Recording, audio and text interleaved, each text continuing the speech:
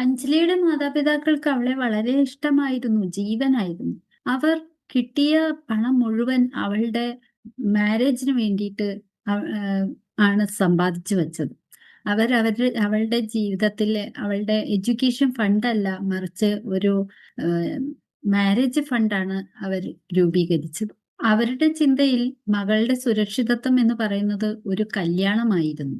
പക്ഷേ ഒരു പെൺകുട്ടിയുടെ ജീവിതം ഏറ്റവും സുരക്ഷിതമാവുന്നത് സ്വർണം കൊണ്ടല്ല, മറിച്ച് അവൾക്ക് കിട്ടുന്ന വിദ്യാഭ്യാസം അല്ലെങ്കിൽ ജോലി കൊണ്ടാണ്.